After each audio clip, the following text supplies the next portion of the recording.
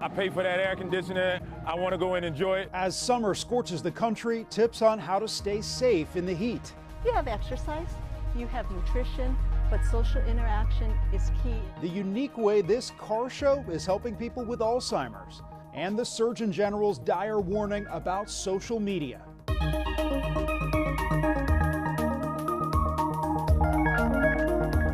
Welcome to Eye on Health, where we focus on stories that affect your physical and mental well-being. I'm Bradley Blackburn.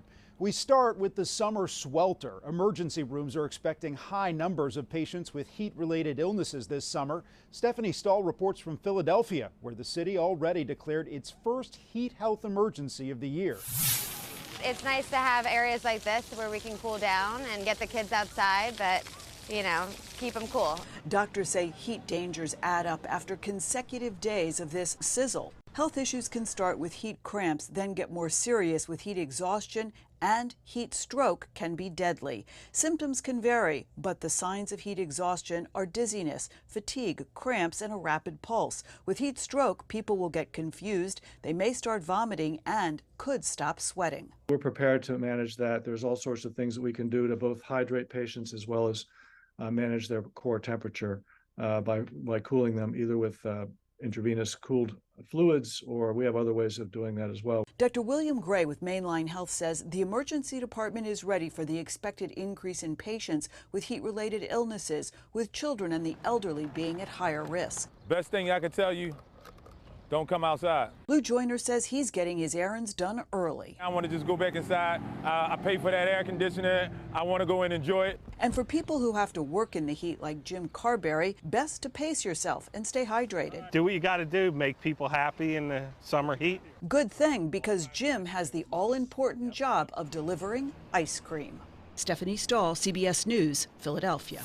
Ice cream never hurts, but there are other important ways to handle the heat. I spoke with Dr. Angela Skrinsky, a family physician with Virtua Health in New Jersey, about how to stay safe. So, Dr. Skrinsky, in this heat, what is the difference between being uncomfortable and being in a situation that's potentially dangerous? Sometimes it can be hard to tell, and that's why it's so important to prepare in advance. Before you're feeling unwell, make sure that you're hydrating, using sunscreen, taking breaks when you can, being shaded as much as possible, and reducing the amount of exertion that you're doing outdoors. For these heat-related illnesses, how hot and humid does it have to be outside? Maybe not as hot as people might think. Yeah, as medical professionals, we start to worry once the heat index reaches 91 degrees. And so the heat index, you can find it online in your weather apps, and the weather stations will report it. It's based on both the temperature and the humidity. And so, of course, when it's more humid, the heat feels hotter. So it might only be 87 degrees, but if the heat index is 91 degrees, you really want to start taking those precautionary measures. Are any particular groups more vulnerable than others? Yeah, absolutely. The babies, the youngest and the oldest, tend to be the most vulnerable populations for any medical conditions. And that holds true in this case as well. So if you have an elderly individual, family, friend, you do want to use this opportunity to check in on them during these really hot days. For babies, their skin is so sensitive, they get dehydrated so easily, really best for them to be indoors whenever possible. So on sunscreen, a couple detail questions. How often do you really need to be reapplying? And do you have to apply sunscreen lotion before you go outside? Is there a time for it to kick in? There's not really a time for it to kick in. Once it's applied, it's going to start working right away. But, I would recommend that you use it before you go outside, because even if it doesn't feel hot, we recommend you using sunscreen whenever you're outdoors, because there is still going to be sunlight, UV light getting to your skin. But the way that the sunscreen works too is that, like, a sunscreen SPF of 15 is going to give you 15 times the amount of protection as no protection would give you from the UV rays. And the CDC recommends using at least an SPF of 30 when you're outdoors. We know that experts tell us heat waves are growing more intense and more common because of climate change. Do you have any thoughts about what we need to do to prepare for this in the long term? I think we all need to start getting used to making this type of precaution a habit. Keep your SPF 30 and above sunscreen on hand at all times. Make it a part of your daily routine to apply it before you go outdoors on yourself, on your children. Make sure that we are staying hydrated. It's recommended that you intake about half an ounce of fluid for every pound that you weigh, preferably water. Having some way to monitor that and making that a routine for yourself. These are the types of things that we can do to try to stay healthy as our seasons and our days get warmer. Simple steps, but it's advice we all need to hear. Dr. Angela Skrinsky with Virtua Health. Thank you. Thank you. Alcohol and tobacco have long had warning labels, and now the U.S. Surgeon General wants to add a warning to another common product, social media. He says the dangerous effects of social media on kids' mental health are no less urgent than car safety or foodborne illness. Jared Hill has more. U.S. Surgeon General Dr. Vivek Murthy has long warned of the dangers of social media. Monday, in a New York Times op-ed, the nation's top doctor called for warning labels on social media platforms, linking their use to significant mental health harms for teens. This has become the defining public health challenge of our time. In a public advisory issued last year, Murthy cited a study that found adolescents who use social media for more than 3 hours a day face double the risk of poor mental health outcomes, including depression and anxiety. The truth is, when I think about the moms and dads and the kids that I've met across the country who are struggling with the mental health harms of social media, to them, they don't care that it's hard or it's complex. What they want, understandably, is a safer environment for their kids. And that is not an unreasonable thing for parents to want. Warning labels like those on alcohol and tobacco products would bump up the call to action. I think it's helpful for kids and families to have a cue to discuss this. Dr. Sarah Jerstad, Medical Director of Outpatient Mental Health Services at Children's Minnesota, explains in teenagers, the frontal lobe, or decision-making part of the brain, isn't fully developed yet, leaving young people vulnerable. They really are going to focus on what feels like kind of the most compelling, most exciting, most interesting thing right in front of them. And sometimes that's going to have high risk to it. While there are also benefits to social media, teenagers who spoke with us about this are keenly aware of the drawbacks. It'll twist your mind into thinking that people are having like an awesome time because they're doing this and doing that. That also makes you feel like you're less than them. Congress would have to pass legislation to create warning labels. Some lawmakers have voiced support, but say it's just the first step, and legal guardrails are needed to keep kids safe. Jared Hill, CBS News, New York. Some researchers who've looked at the link between social media and mental health say the Surgeon General's call to action still isn't specific enough to block out harmful content. In New York, Governor Kathy Hochul has signed landmark legislation banning what she calls addictive social media feeds for kids under 18. Jolene Kent sat down with the governor to discuss the new law. For mom Bernice Tsai, the battle over social media addiction with her 16-year-old daughter has been a struggle. It makes me mad because I see how social media is kind of using her. I know it's not healthy for her. She's one of many parents who've spoken up in support of the Safe for Kids Act in New York. Democratic Governor Kathy Hochul says the law will make it illegal for social media companies to use, quote, addictive feeds for users under 18. They are being held captive to powerful forces outside their own control, algorithms that are intentionally addictive, intended to pull them in and keep their attention. That means in New York State, no suggested posts will be allowed in kids' feeds, no notifications from 12 midnight to 6 a.m. without parental consent, and new age verification tools to be set by the state attorney general. If the social media platforms do not comply, the attorney general can fine them up to $5,000 per violation and beyond. How confident are you that New York State can keep up with the technological innovations of the most powerful, innovative companies in the world and actually enforce this law? Our attorney general helped propose this with me.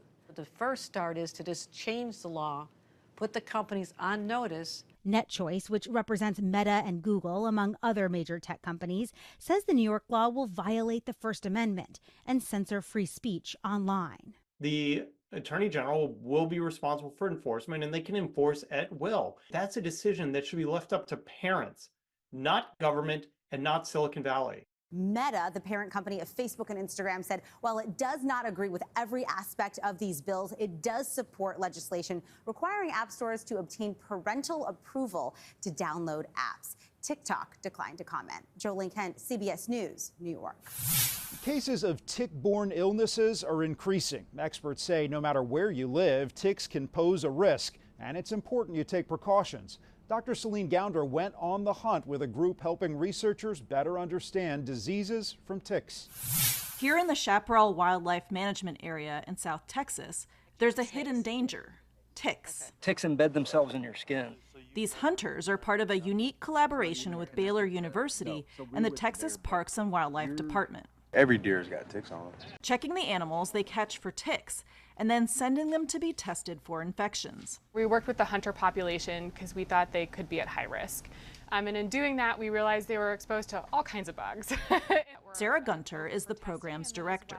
We want to know what the risk is in an area, because if we're going to diagnose people based off of symptoms, you have to know that there's a risk for that disease in the area. It's a risk Tony Galbo has been campaigning to create greater awareness of. She was awesome. Everybody flocked to her. His 5-year-old daughter Gabby died after developing the tick-borne disease Rocky Mountain spotted fever 12 years ago. He says her illness wasn't diagnosed in time. It's continued to be ignored. Mandatory reporting, mandatory mapping, and public awareness. That's all I'm asking for. If we can start doing that, there's going to be less and less cases missed. This map shows the increase over the past 20 years in reported cases of Lyme disease, the most common but not the only tick-borne infection in the U.S. We're finding ticks move into new areas. And why is that? Things like changes in the seasons, so summer's getting hotter, summer's getting longer, allow ticks to move into areas that maybe it was historically too cold for them to be. People moving into areas where they historically haven't had people can put individuals in closer contact to animals and wildlife and result in what we call spillover of disease. Back in Chaparral, Jesus Garcia takes precautions before heading out. You want to spray yourself down. You want to wear the proper clothing. After coming back inside, run your clothing through the dryer to kill any ticks and check your body carefully for ticks as well. It's so important to treat immediately for a good clinical outcome. Dr. Celine Gounder, CBS News, New York. Coming up, how this mom spotted her son's eye cancer and the benefits yoga provides to the body and the mind.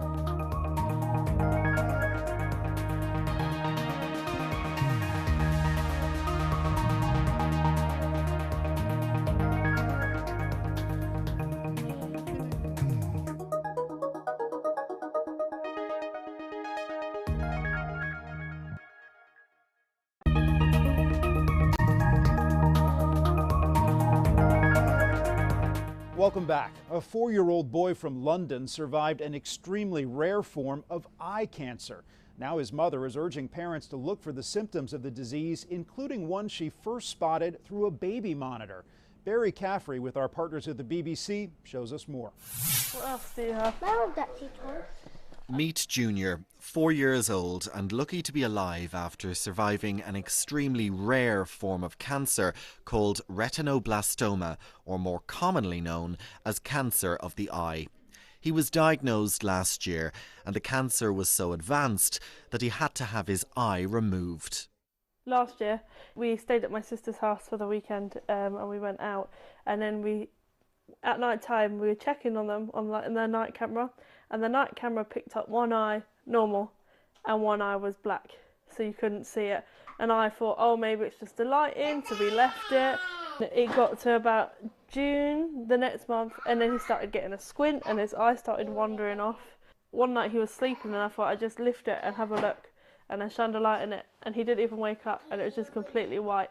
Junior underwent 4 months of chemotherapy and now has one prosthetic eye. He continues to have his condition monitored regularly by doctors. The Childhood Eye Cancer Trust is a charity dedicated to helping people affected by retinoblastoma. Around 98% of children diagnosed with retinoblastoma do survive.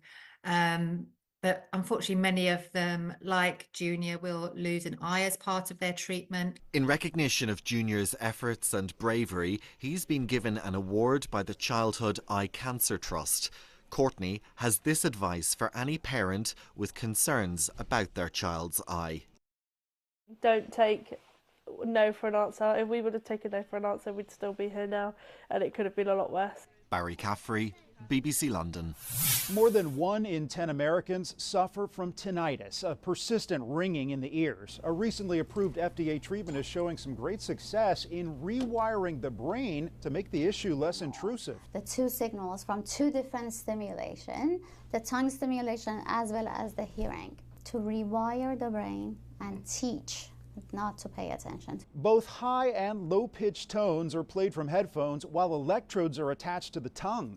The combination weakens the sound pathways that cause tinnitus. The inventors of Lanier say it's not a cure, but a significant step forward in fighting the problem. My experience was, okay, it's still there, but it's not bothering me so much. Patient Jeff Matchin noticed a huge change after treatment and is hopeful it'll keep getting better. I'd love for that to happen, but I feel like it's a success just not to be so bothered by it all the time and not be focused on it. A trial by Lanier found 95% of patients reported an improvement in their tinnitus after 12 weeks of treatment. June 21st is the International Day of Yoga. New research shows many U.S. adults are taking up downward dog and other poses. Nearly a third using yoga to treat and manage pain. Danya Backus has more on how yoga can help both body and mind. And exhale. Karen Green has been doing yoga for nearly 20 years. She says the physical and mental health benefits are immediate. We work on every part of the body. When I get angry, still at times, I take a cleansing breath. I take a refreshing breath. She's taking energy yoga at Body and Brain in Rockville Center, New York. Right and left. Instructor Dawn Kwarsima describes her practice as Qigong, Tai Chi, yoga, meditation, and mindfulness all in one. It's not just static poses and inversions. We use techniques of tapping and then abdominal movement as well as accumulation postures so that you're learning how to focus your mind at your center. And then through that, your balance improves, your strength improves, your focus improves, your mood improves. New government data shows about 1 in 6 adults have practiced yoga over the past year in the U.S., with women more likely to practice than men. Most adults say they practice yoga to restore overall health, and more than half practice meditation as part of yoga. Breathe in. Kwarsima says this class is about achieving the right body energy flow. It's about how deeply you can connect to the feeling of your body, and then through the mind, you're opening up energy circulation. So it's very healing. I was really upset that my health had deteriorated so much. Laura Proppy says her healing journey began almost a decade ago with yoga. The 76-year-old is now an instructor herself. If we really want to be healthy, when you think about it, we have to have our brain as healthy, we have to have our body as healthy, and we have to have our spirits as healthy too. And just rest here. And these yogis agree this practice covers that and more. Danya Backus, CBS News. After the break, why people with Alzheimer's and dementia are coming to this car show. And we'll tell you the best way to measure a workout.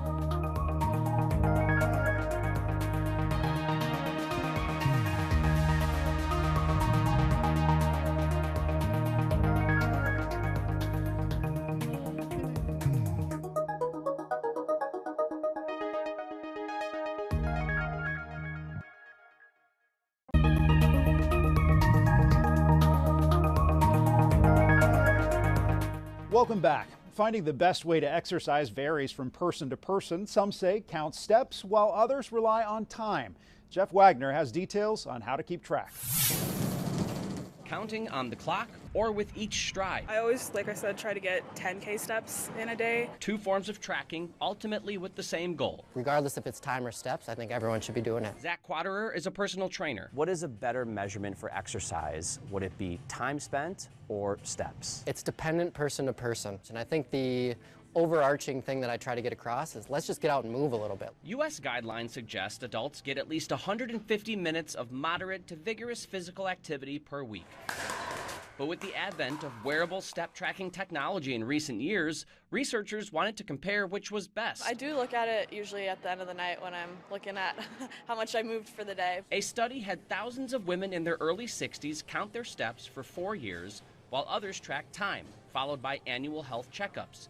It found that no matter the measurement, those who exercised at a higher level lowered their risk for early death or cardiovascular disease. When might one form of measurement be more useful than the other? The step count is probably an easier way to get like a numerical value. So my people that are more analytical or really like the numbers side of things, I might go more step count based. My people that are kind of a little bit more free-flowing with what they want to do, can I get you to walk for 45 minutes throughout the day? Counting your steps can also be a way to measure distance. The average adult step is about 2.5 feet, meaning you would need to do 2,000 of them to reach 1 mile. Walking is probably one of the most underutilized and most accessible forms of exercise. For those getting started on their exercise journey, Zach suggests 6,000 steps a day or 30 minutes. Jeff Wagner, CBS News, Minneapolis. In 2022, Celine Dion was diagnosed with a neurological condition called stiff person syndrome, which affects her ability to walk and sing. The singer gets frank about her rare illness in the documentary, I Am Celine Dion. It's not hard to do a show, you know. It's hard to cancel a show. Walking the red carpet, the 56-year-old says it was a gift and responsibility to speak out about the disease. Knowing what I'm dealing with, being the mother that I was a few years back, being an open book, telling my fans, I'm not dead. It's not going to go away. I'm going to have to deal with this, and I am. Dion also tells her fans she will perform again. It's not as easy as I would love to be. It's therapy, physically, mentally, emotionally, vocally. The severity and progression of stiff person syndrome can vary from person to person. Symptoms may remain stable for many years or slowly worsen. In some cases, symptoms can be stabilized with medication. One estimate says it affects 1 in a million people. Nearly 7 million Americans are living with Alzheimer's disease. By 2050, that number may grow to more than 12 million. Over Father's Day weekend, a special celebration was held at a car show geared to helping seniors battling the disease and other forms of dementia. That's because, as Danya Backus shows us, classic cars can be key to revving up memory. Classic cars are known to spark a trip down memory lane. We are car people. And for Irma and Eddie Acosta, it's doing that and more. We like that car there. Irma has Alzheimer's disease, and this vintage car show, along with the Dixieland Jazz Band at Mount of Olives Church in Mission Viejo, California, is unlocking some of the good times she shared with her husband of 62 years. Oh yeah, because she started dancing right away. Yeah, we were dancing. Nobody was dancing, only us. With early stages of Alzheimer's dementia, there's often memory issues that go along with that. Pastor Jim Rainin is with Mount of Olives. The church runs an adult day program that serves those with cognitive impairment. So for a lot of our participants, when they come here and they see cars that are of years that maybe bring them back to a happy memory, it triggers some of those experiences that they had growing up. In addition to car shows like this one, the program's also known as the Friendship Club, which provides social interactions that help against the effects of dementia and Alzheimer's. You have exercise, you have nutrition, but social interaction is key in there. There's a lot of studies that show that the social interaction is key to maintaining their cognition. Interaction that brings families together as they reconnect to their past. Danya Backus, CBS News, Mission Viejo, California. What a way to keep moving forward. That's this week's Eye on Health. I'm Bradley Blackburn. Thanks for joining us, and be well.